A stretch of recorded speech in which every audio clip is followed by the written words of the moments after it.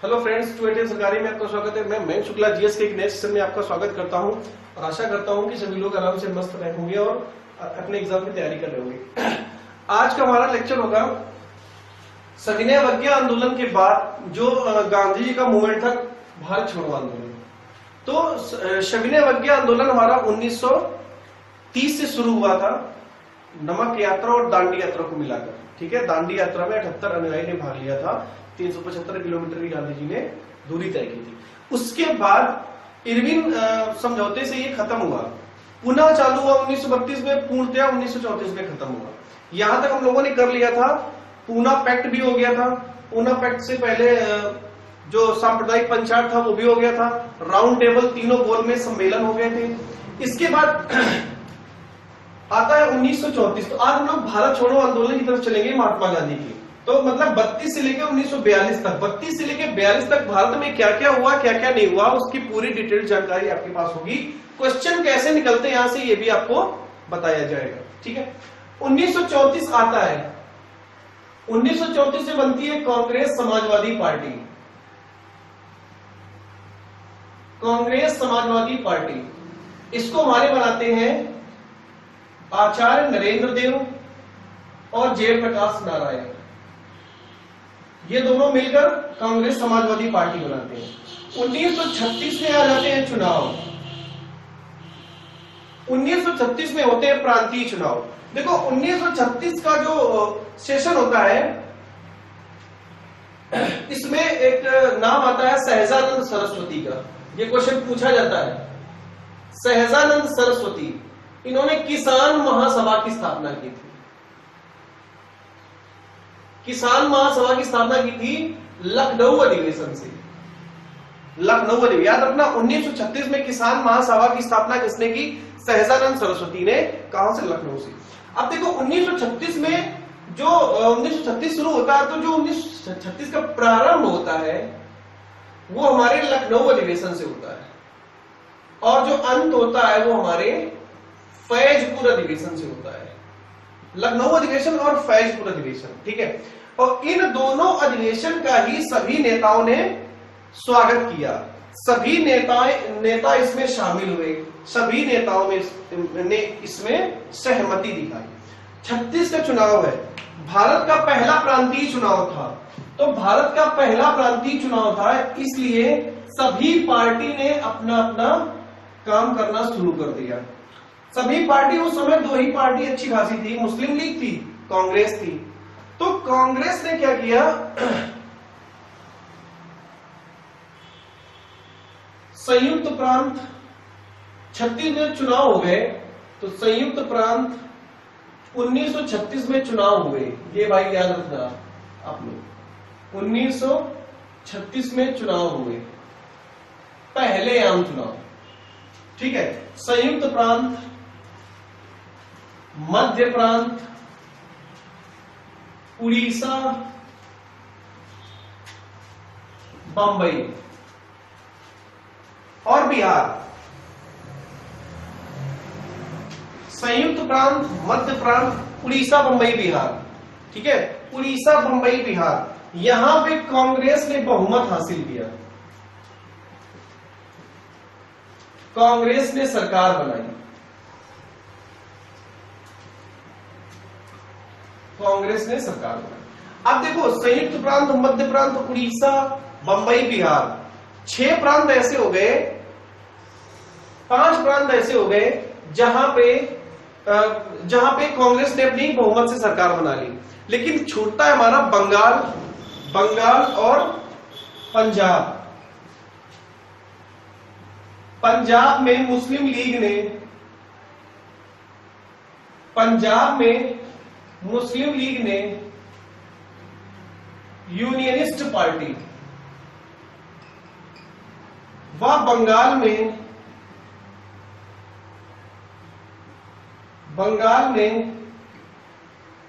मुस्लिम league ने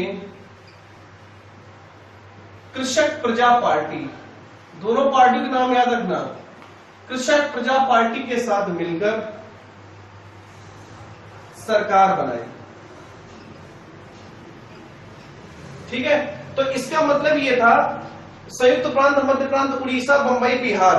ठीक है, संयुक्त प्रांत, मध्य प्रांत, उड़ीसा, बंबई, बिहार, बिहार। और इसमें एक यार आ जाता है मद्रास। ये 6 प्रांत थे।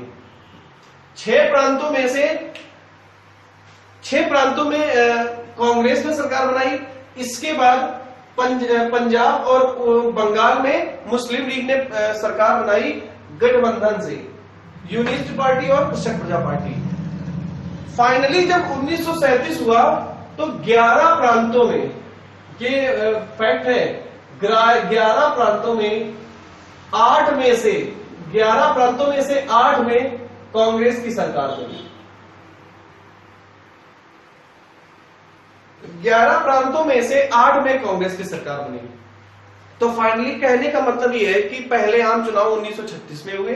ठीक है, 1936 में जब चुनाव हुए तो संयुक्त प्रांत, मध्य प्रांत, उड़ीसा, बंबई, बिहार और मद्रास, ये जो प्रांत थे इसमें कांग्रेस ने अपना बहुमत दिखा दिया, पूरी तरह से जीत गए। पंजाब और बंगाल में कांग्रेस की हार हुई और यहाँ पे बहुमत किसी को नहीं मिला था। मुस्लिम लीग ने दोनों जगह लीड दी और एक जगह पंजाब में यूनियनिस्ट पार्टी और बंगाल में कृषक प्रजा पार्टी के साथ मिलकर सरकार चलानी शुरू कर दी। फाइनल जब 1937 में जब फाइनल हुआ तो लास्ट में 11 प्रांतों में से 8 में कांग्रेस की स्थापना हो गई थी। और आगे चलकर असम को भी कांग्रेस ने अपने नाम कर लिया था, वहां पर इन्होंने सरकार बना ली थी। अब ये जब सरकार बन गई, चुनाव हो गया, अब यहां से प्रॉब्लम क्रिएट होना शुरू होती है। प्रॉब्लम क्या क्रिएट होगी कि अंग्रेज जो थे, 37 के बाद आता है द्वितीय विश्व युद्ध का समय, 1939 से 1945। द्वितीय विश्व युद्ध में इंग्लैंड ने भारतीयों से बिना पूछे, ध्यान सुनना, इंग्लैंड ने, ब्रिटेन ने भारतीयों से बिना पूछे भारतीयों को द्वितीय विश्व युद्ध में शामिल किया। द्वितीय विश्व युद्ध में शामिल किया, द्वितीय विश्व युद्ध में शामिल किया। अब आप ये सोचोगे कि बिना पूछे कैसे शामिल कर दिया, तो जो ये अंग्रेज ब्रिटेन था, यूनिवर्स लेवल पे, इंटरनेशनल लेवल पे ये घोषणा कर दी कि भारत देश ब्रिटेन का साथ दे रहा है, लेकिन भारत को ऐसा कुछ पता ही नहीं था। तो इसके विरोध में भारतीयों का जो मंत्रिमंडल था उस समय, मंत्रिमंडल ने त्याग पत्र दे दिया, त्याग पत्र दे दिया। अंबेडकर प्लस जिन्ना, अंबेडकर और जिन्ना ने मिलकर अक्टूबर 1939 में मुक्ति दिवस मनाया।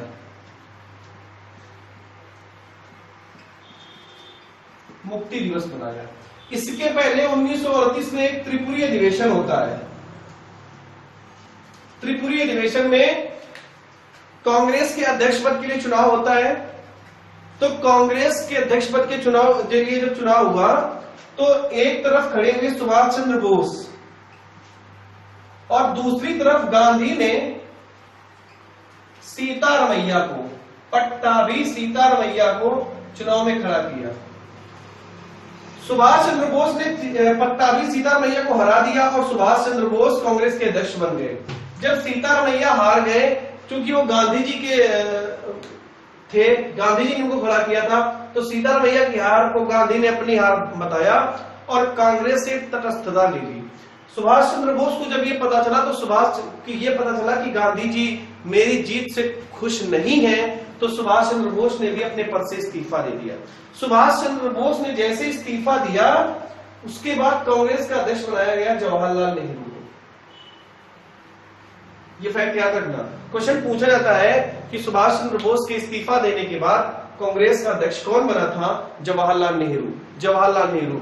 सुभाष चंद्र बोस ने किसको हराया था? पट्टाभी सीतारमैया को। पट्टाभी सीतारमैया किसके सदस्य आदमी थे? महात्मा गांधी के। सुभाष चंद्र बोस ने इस्तीफा क्यों दिया था? सुभाष चंद्र बोस एक पढ़े लिखे विद्वान आदमी थे। जब उन्होंने देखा कि एक बुजुर्ग व्यक्ति, एक महात्मा गांधी जैसा बुजुर्ग व्यक्ति हमारी जीत से खुश नहीं है, तो उन्होंने क्या किया, अपने पद से इस्तीफा दे दिया।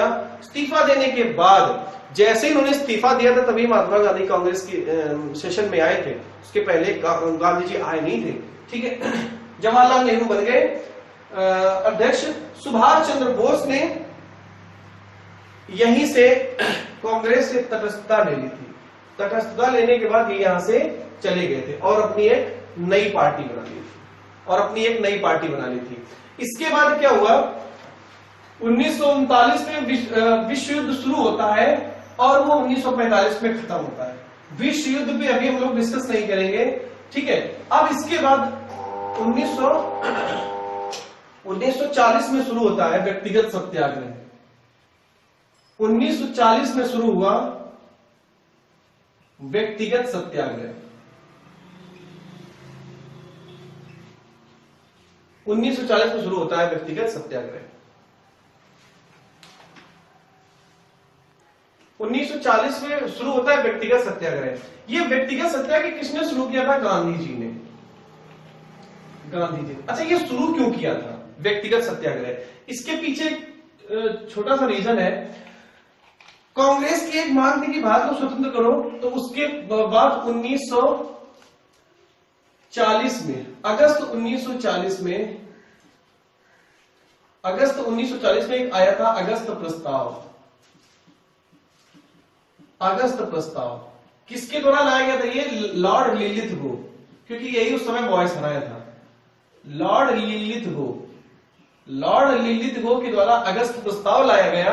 अगस्त प्रस्ताव में यह बताया गया था कि भारत को हम स्वतंत्र कर देंगे, डोमिनियन स्टेट बना देंगे, कार्यकारिणी में सदस्यों की संख्या बढ़ा देंगे, द्वितीय विश्व युद्ध के बाद संविधान सभा बना देंगे, अलग से निर्वाचक मंडल बना देंगे और संविधान मैत्री सभा भी आपका अलग होगी, सब कुछ अलग कर देंगे। लॉर्ड लिलिथगो ने अगस्त प्रस्ताव में यह दिया था। कांग्रेस ने इस प्रस्ताव में डोमिनियन स्टेट की मांग को ठुकरा दिया था। डोमिनियन स्टेट की मांग को ठुकरा दिया था। याद रखना, अभी हमने आपको एक बात बताई थी यार कि जब सुभाष चंद्र बोस ने सीतारमैया को हरा दिया था, अभी हमने आपको त्रिपुरी अधिवेशन बताया था, तो हमने बताया था कि सुभाष चंद्र बोस के हटने के बाद जवाहरलाल नेहरू बने थे। लेकिन जवाहरलाल नेहरू वो राजेंद्र प्रसाद थे, है ना, वो राजेंद्र प्रसाद अध्यक्ष बने थे। याद रखना भाई। ठीक है, अभी जब हमने सुभाष चंद्र बोस ने 1938 के त्रिपुरी अधिवेशन में सीतारमैया को हराया था, चूंकि सीतारमैया गांधी जी के प्रतिनिधि थे, उन्होंने हराया था, तो गांधी जी रुष्ट हो गए। जैसे ही गांधी जी को रुष्ट देखा तो सुभाष चंद्र बोस ने भी अपने पद से इस्तीफा दे दिया। सुभाष चंद्र बोस के इस्तीफा देने के बाद डॉक्टर राजेंद्र प्रसाद अध्यक्ष बने थे।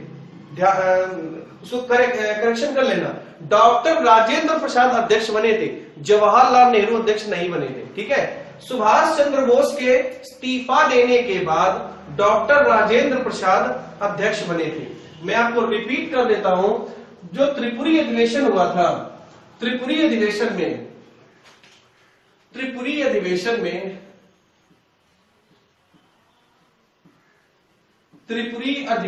1938 में सुभाष चंद्र बोस के त्याग पत्र के बाद राजेंद्र प्रसाद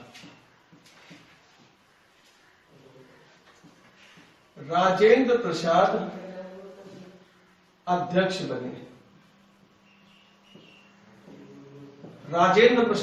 बने। ठीक है भाई, त्रिपुरी अधिवेशन में सुभाष चंद्र बोस के बाद राजेंद्र प्रसाद अध्यक्ष बने थे। अब अगस्त प्रस्ताव के बाद आता है व्यक्तिगत सत्याग्रह। अगस्त प्रस्ताव का विरोध किया था महात्मा गांधी ने और उसी अगस्त प्रस्ताव के विरोध में इन्होंने व्यक्तिगत सत्याग्रह शुरू किया। व्यक्तिगत सत्याग्रह 1940 में शुरू किया। कहां से? पवनार से। पवनार कहां है? ये महाराष्ट्र में। पवनार है ये महाराष्ट्र में। ठीक है, प्रथम सत्याग्रही इनके कौन थे? प्रथम सत्याग्रही थे इनकी विनोबा भावे। प्रथम सत्याग्रही इनकी विनोबा भावे थी। द्वितीय सत्याग्रही प्रथम सत्याग्रही विनोबा भावे और द्वितीय सत्याग्रही जवाहरलाल नेहरू थे। याद रखें, दोनों क्वेश्चन पूछे जाते हैं। व्यक्तिगत सत्याग्रह किसने शुरू किया था? महात्मा गांधी ने। कब किया था? 1940 में। किसके विरोध में किया था? अगस्त प्रस्ताव के विरोध में। अगस्त प्रस्ताव कौन लाया था? लॉर्ड लिलिथगो। ठीक है, लॉर्ड लिलिथगो के अगस्त प्रस्ताव के विरोध में गांधी जी ने व्यक्तिगत सत्याग्रह शुरू किया। कहां से? पवनार। कहां है? महाराष्ट्र में। प्रथम सत्याग्रही कौन थे? विनोबा भावे। द्वितीय सत्याग्रही कौन थे? जवाहरलाल नेहरू। जब इन्होंने ये 1940 में व्यक्तिगत सत्याग्रह शुरू किया, अब इसके बाद मांग आ जाती है किसकी? पाकिस्तान की। पाकिस्तान की मांग। पाकिस्तान की मांग। पाकिस्तान की मांग। देखो, पाकिस्तान की मांग क्यों हुई थी और कब से शुरू हुई थी? तो 1930 का अधिवेशन था। 30 अधिवेशन था किसका? मुस्लिम लीग का। मुस्लिम लीग। मुस्लिम लीग का अधिवेशन 1930 में इलाहाबाद में किया गया था, जिसमें मोहम्मद इकबाल ने सबसे पहले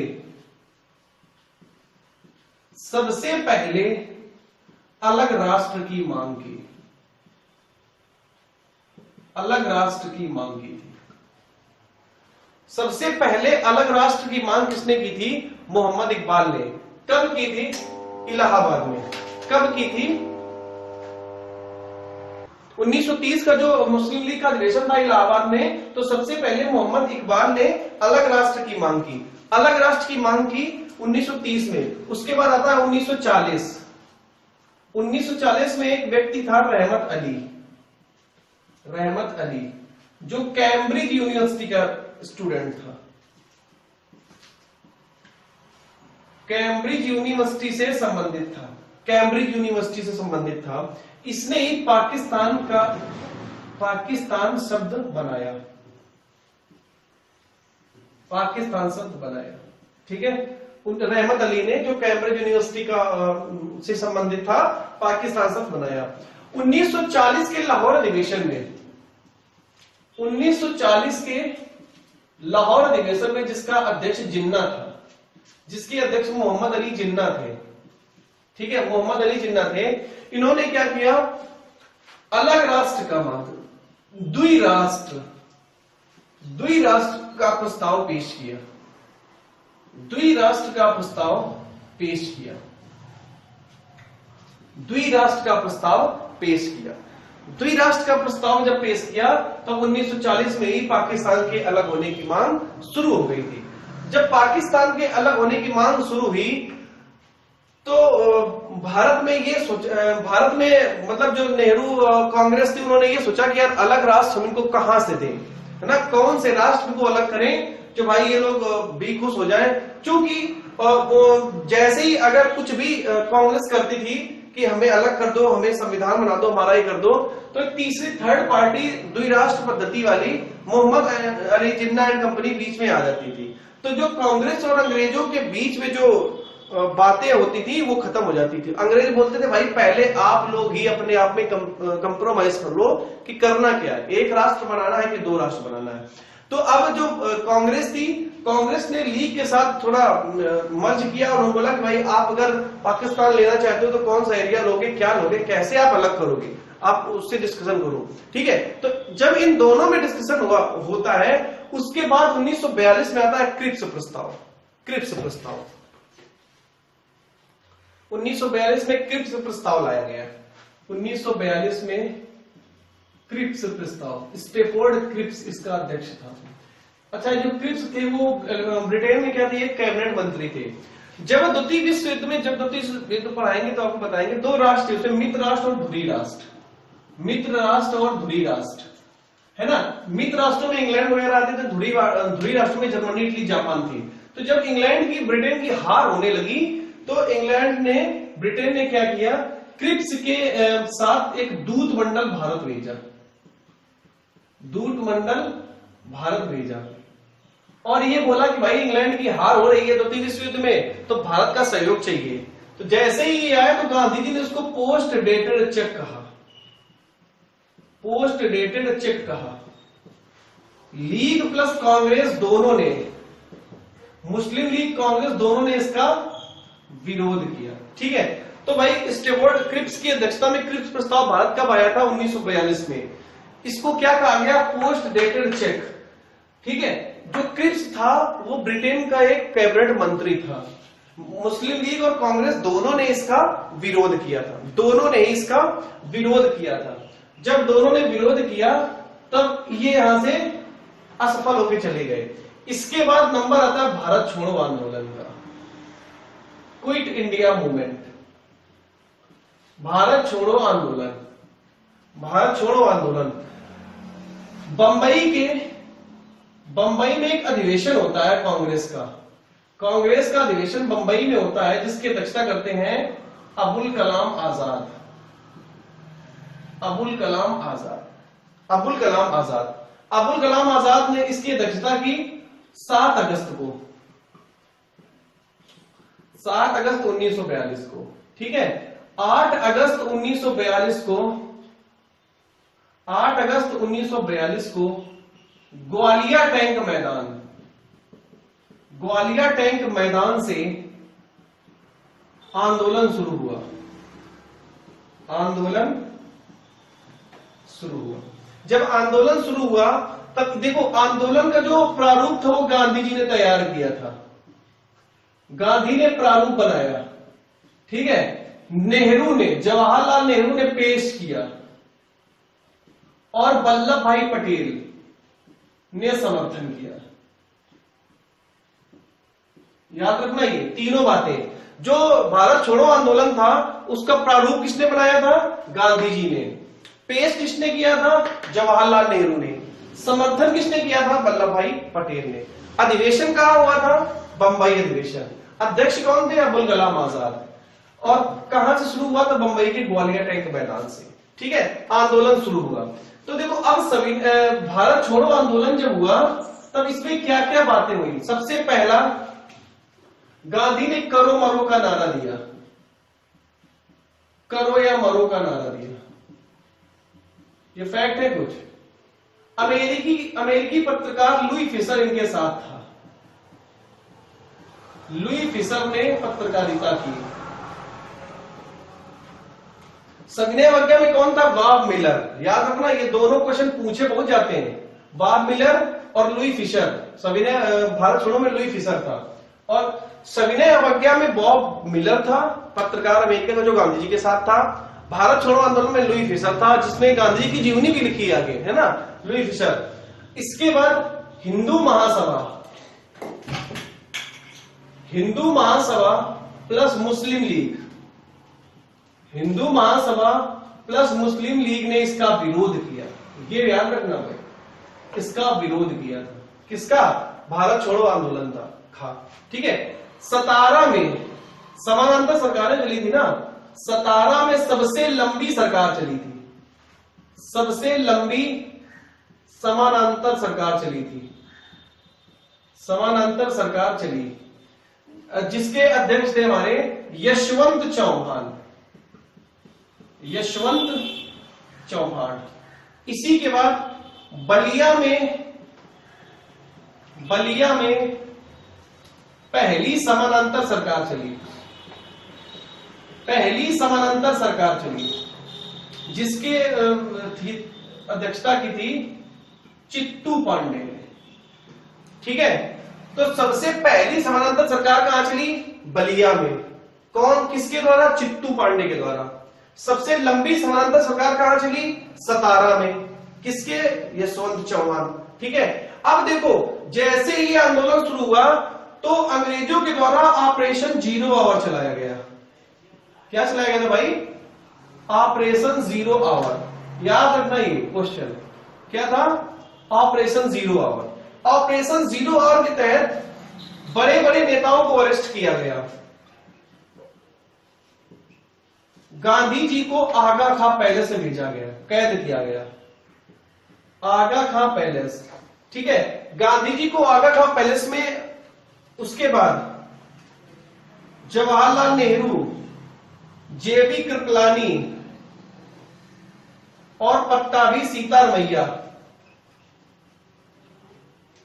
पट्टाभी सीतारमैया को अहमदनगर जेल में, अहमदनगर जेल में भेजा गया। उसके बाद राजेंद्र प्रसाद, जयप्रकाश नारायण, इनको हजारीबाग जेल में बंद किया गया, हजारीबाग जेल में बंद किया गया। याद रखना, हजारीबाग जेल तोड़कर जयप्रकाश नारायण भाग गए थे। आगे चल के उन्होंने संपूर्ण क्रांति की थी। जयप्रकाश नारायण हजारीबाग जेल को तोड़कर भाग गए थे। भागकर इन्होंने आजाद दस्ते का निर्माण किया था, आजाद दस्ते का निर्माण किया था और भूमिगत हो गए थे। इसके बाद अरुणा आसफ अली, जो आगे चलकर कैबिनेट मंत्री बनी थी, अरुणा आसफ अली ने भूमिगत होकर काम किया। इसके बाद उषा मेहता, उषा मेहता, इन्होंने भूमिगत रेडियो बनाया, भूमिगत रेडियो बनाकर काम किया। मतलब ये सारे नेता भूमिगत होकर काम कर रहे थे, अंदर सब। ठीक है, तो देखो, करो या मरो का नारा किसने दिया था? महात्मा गांधी ने। किसके दौरान दिया था? भारत छोड़ो आंदोलन, क्विट इंडिया मूवमेंट के दौरान महात्मा गांधी ने करो या मरो का नारा दिया। महात्मा गांधी के साथ एक पत्रकार भी था जो इस पूरे आंदोलन की पत्रकारिता कर रहा था, उसका नाम था लुई फिशर। कहां का था? अमेरिका का। अगर लुई फिशर भारत छोड़ो आंदोलन में था तो फिर सविनय अवज्ञा में बेटा कौन था? Bob Miller. बॉब मिलर सविनय अवज्ञा में, लुई फिशर भारत छोड़ो आंदोलन में। भारत छोड़ो आंदोलन किसने विरोध किया था? हिंदू महासभा और मुस्लिम लीग ने मिलकर इसका विरोध किया था। भारत छोड़ो आंदोलन किस अधिवेशन से स्टार्ट हुआ था? बंबई अधिवेशन। अध्यक्षता किसने की थी? मौलाना अबुल कलाम आजाद ने। दो सरकारें चली थी। एक सबसे लंबी सरकार कहां चली थी? एक पहली सरकार बलिया में चली थी, चित्तू पांडे के नेतृत्व में। सबसे लंबी सरकार सतारा में चली थी, महाराष्ट्र में, यशवंत चौहान के नेतृत्व में। जैसे ही ऑपरेशन शुरू हुआ तो अंग्रेजों का शुरू हुआ operation zero hour. Operation zero hour के तहत बड़े बड़े नेताओं को पकड़ लिया गया। गांधी जी को आगा खां पैलेस में, नेहरू, कृपलानी और सीतारमैया को अहमदनगर जेल में। इसके बाद राजेंद्र प्रसाद और जयप्रकाश नारायण को हजारीबाग जेल में। हजारीबाग जेल तोड़कर जयप्रकाश नारायण भाग गए थे और आजाद दस्ते का निर्माण किया था। अरुणा आसफ अली भूमिगत होकर काम कर रही थी, उषा मेहता भूमिगत होकर काम कर रही थी और उन्होंने भूमिगत रेडियो बनाया था। तो आप ये देख रहे हो कि सारे बड़े बड़े नेताओं को अंग्रेजों ने अपने अंडर में कर लिया, मतलब बंद कर दिया उनको। अब इसका नेतृत्व कौन करे? तो एक इससे फैक्ट आ जाता है कि यह एक नेतृत्वहीन आंदोलन था। नेतृत्वहीन आंदोलन था। यह एक नेतृत्वहीन आंदोलन था। ठीक है, नेतृत्वहीन। तभी तो बोला ना, अब देखो, करो या मरो। जब बड़े बड़े नेता अरेस्ट हो गए तभी तो बोला गया था करो या मरो। तो ये एक नेतृत्वहीन आंदोलन भी था।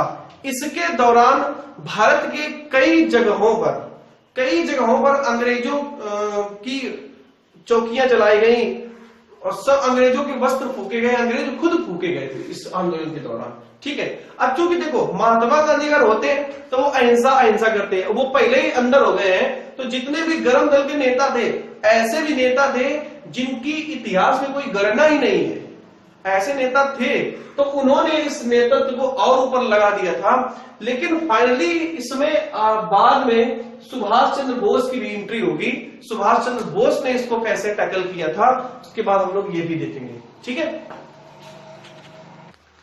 भारत छोड़ो आंदोलन जब शुरू हुआ था, उसके बाद भारत में भारत छोड़ो आंदोलन चल रहा था और आजाद हिंद फौज की स्थापना 1942 में की गई। किसके? कैप्टन मोहन सिंह के द्वारा। कैप्टन मोहन सिंह के द्वारा। ठीक है, 1943 में सुभाष चंद्र बोस को इसका कमांडर बनाया गया। 1943 में सुभाष चंद्र बोस को इसका कमांडर बनाया गया।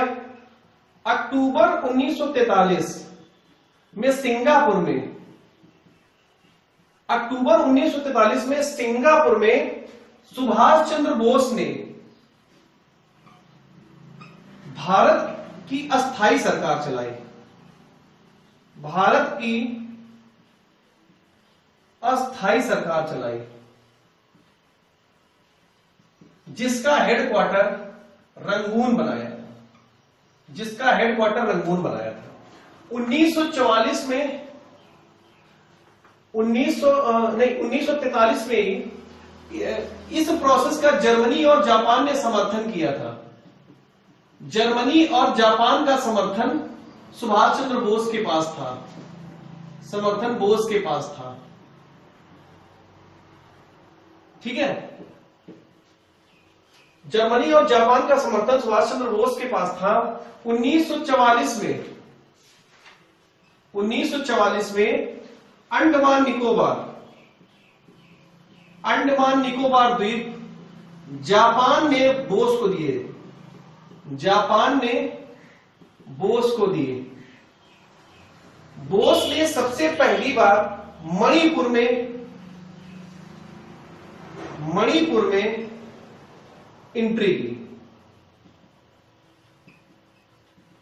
जो इम्फाल विद्रोह था उसमें सबसे पहले आजाद हिंद सेना ने एंट्री की थी। इसके बाद क्या होता है, 1944 में ही आजाद हिंद सेना ने और आजाद हिंद फौज ने करो या मरो आंदोलन के तहत भारत छोड़ो आंदोलन में पार्टिसिपेट किया।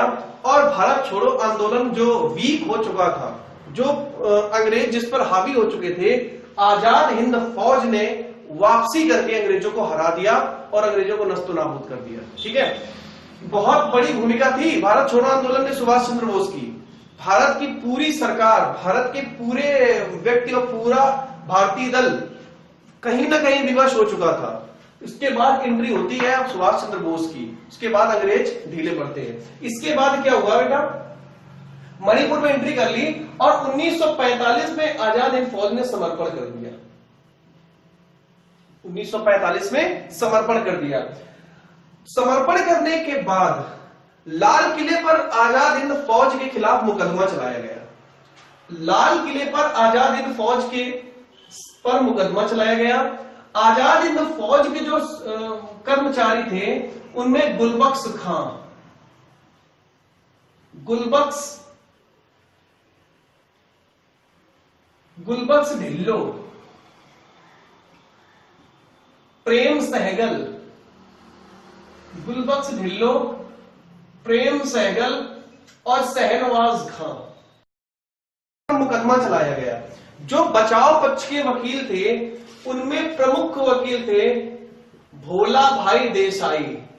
बचाव पक्ष के वकील जो थे उनमें प्रमुख वकील थे भोला भाई देसाई और अन्य वकील थे काटजू, तेज बहादुर